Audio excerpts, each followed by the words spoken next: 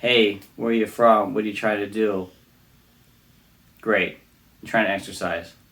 Fantastic.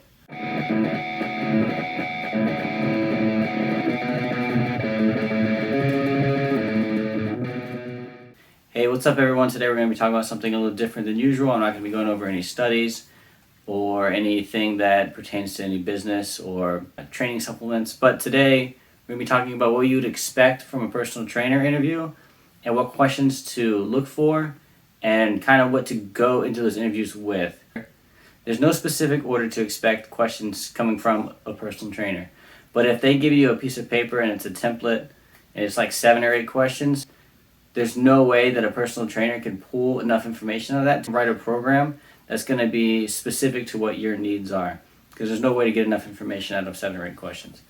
Some of the things that they're going to be covering, you would expect, you want them to talk about medical histories and be specific about what kind of medical histories there are and probably within the last couple years. And if you do have a medical history that can impact how you train, then they're going to want to know that it's okay for you to start as recommended by your doctor, and they're going to want to know any limitations associated with that.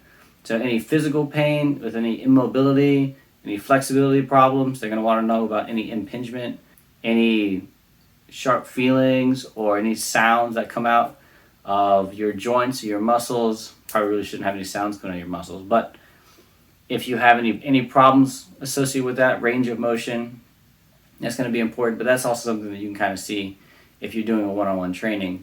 They should be asking about your diet, and this should be a very specific conversation. So what your goals are should be a very specific conversation. It shouldn't be just to get better in shape. You're going to want to know if you're trying to lose weight, then you're going to want to talk about how much weight you're going to lose and what kind of time period, so that you can ascertain whether or not this person is going to give you reasonable advice. Because if they're saying anything more than like losing a half a pound to a pound a week, then you should probably reconsider using them as a personal trainer, because either they have unreasonable expectations of you, or they're going to be manipulating your diet in a way that makes it appear as though you're losing fat when you're not.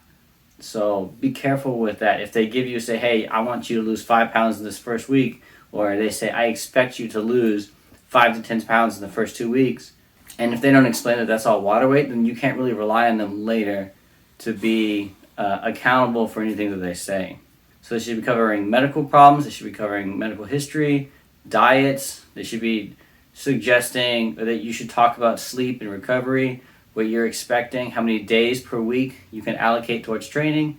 Not only just how many days per week, but you need to specify which days and how long each day you have. Because if you just generically say, hey, I have 3 days a week that I want to train and I want to do it an hour for each of those 3 days, well, you could write a program for Monday, Wednesday, Friday, or you could write an effective program for Monday, Tuesday, Wednesday. But if you're going to do, let's say you want to do 3 days a week, and if your trainer wants to do like a full body workout each day, then you make sure that those days have to be split. So you have to be specific as to which days you actually want to work out, or if you want to be able to change it up. That way they know not to write a program that is going to conflict from day to day without giving you an effective rest period between each muscle group. They're going to want to talk about training history within the last couple years, what you used to do, what you have been doing. And again, as it comes to diet, you're going to want to talk about not only the diet that you're on right now, but any recent diets that you have. So this will be a good indicator for, hey, this person is trying a bunch of different things, but they're not sticking to it long enough. We don't know that these other diets don't work. Maybe we can kind of slow down and just pick something that they've already tried, but they didn't do it long enough to get the effect out of it. Maybe this person does not respond well to a high carb diet, or they don't respond well to a high fat diet, or whatever it is, or they don't respond well to a high protein diet. So you need to talk about that and figure out what you have done, what hasn't worked. So make sure when you bring up all these things, talk about the stuff that hasn't worked either. And on top of the goals, not only do we want to talk about overall changes, if you want to talk about weight loss or weight gain, you're going to want to talk about specific body parts. Like, let's say, if you don't tell me that you want a specific muscle to be grown like faster, like I don't know necessarily that it's a weak area for you, so I might not give it an emphasis compared to some of the other groups. Like if you know that your quads are weak and I don't know that specifically, I might not give you a quad specific program that's going to compensate for that weakness that you might have in that area. And then a lot of the trainers that you might run into, they're going to be online trainers, they're going to be remote, they're going to have an app that you can use, which is fine because a lot of the apps have demonstrations. I use an app that has demonstrations, and it's pretty good compared to like going and looking on YouTube for stuff, right? Which is what I do anyway, but you can have an app that can keep track of all this stuff. You have notes in it. You guys can correspond to each other. Say, hey, this exercise works for me, or this one doesn't. I can't get enough range of motion on this one. Maybe the weight's a little off. Because not all the time are you going to have a trainer that could always be there unless that's specifically what you're paying for. But most of the time now you see, except for maybe potentially like beginners, you're going to want a trainer that guides you and gives you the information to kind of best get you to where you want to go, right? You don't want to hold back with your training background. And again, when it comes to having specific goals, you need to make that clear. Not everyone wants to just overall gain weight, or they don't overall want to lose weight. They want to be able to lower their resting heart rate, or they want to gain weight in the upper body. They want to make their shoulders bigger. They want to make their waist thinner, or whatever, right? All these are very specific goals, and they can usually be combined into one overall goal, right? Which is fine. But if you don't specify that, then the trainer is not going to be able to be in a position to where they can guide you best. When it comes to diet, they should not be changing your diet completely. They should be using your diet as a template and then adjusting that to fit your goals, right? You're not going to change your entire lifestyle in a way that's going to stick. So you need to slowly adjust. So take your diet and then just try to make it better. If they're not doing that, then you're not really getting something that's the most reasonable way. I mean, that might work for some people, but it's for the majority of the people, it's not going to work that way. So, hey, take out certain things that you eat and replace them. Give some good ideas.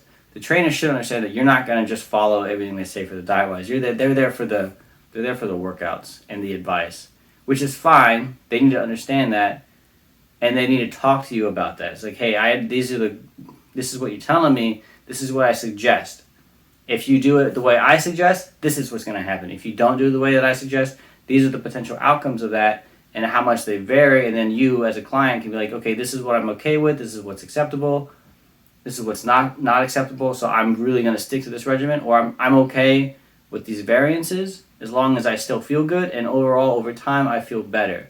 And you need to have those conversations with your trainer, even if it's like a remote trainer. Specifically, if it's a remote trainer, because they're not going to be there to see you and guide you in the exercise. They're not going to know all these things unless you specifically tell them.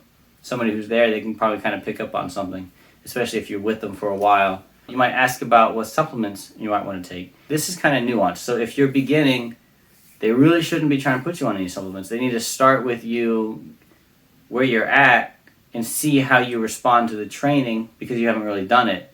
Now, if they start pushing a bunch of supplements on you, there's a good chance that they just want to sound impressive, right, about how they know everything. But if you're just beginning, or even if you're intermediate, those supplements really aren't going to do a whole lot for you, right? They might give you just a little bit of an edge. But overall, as a beginner or like an intermediate, it's not going to be enough to like really make a difference. But there are a couple of things that do help.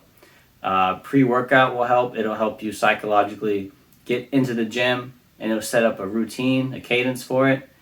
That's fine, but it really shouldn't be that expensive. Pre-workouts are weird because you're not looking for one that's like the best overall. You're looking for one that works for you. So that's one of the conversations that you can have with them.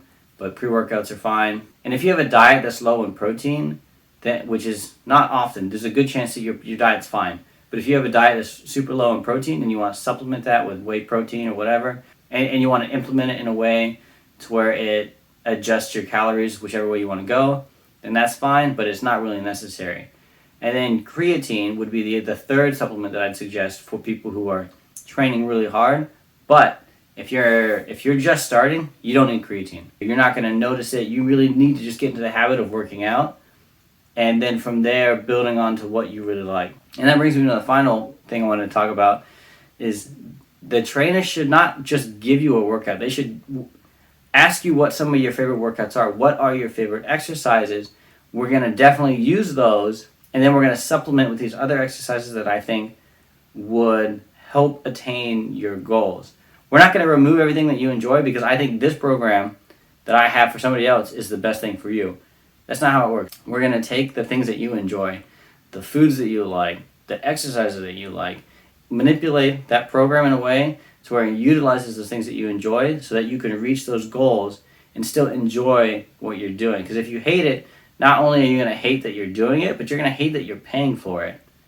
And no one wants that. Like, this is something you're paying for, and it's for you. You need to make sure that it is something that you enjoy. And if it's not what you enjoy, you need to talk to your trainer. And your trainer, realizing that you are the customer, you are the client, needs to meet you where you're at. If you get a trainer and you start working out and they walk away as soon as you start because they assume that you know what you're doing, probably get a different trainer, right? They need to, like, that is their job. If they're walking away to go do something else, if they're trying to impress you with their knowledge, if they're just getting in the way of what you're doing, then get a different trainer. They need to be advising you and guiding you, but they're not doing it for you, and they're not leaving you on your own. So if they're doing those two things, probably get a different trainer.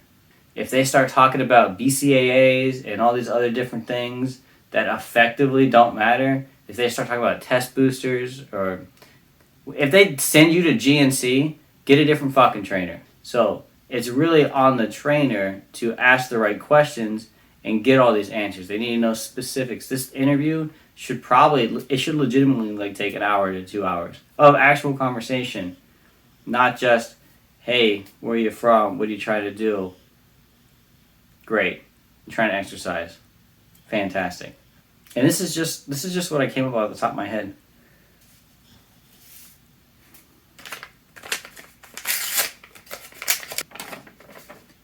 Make impromptu joke.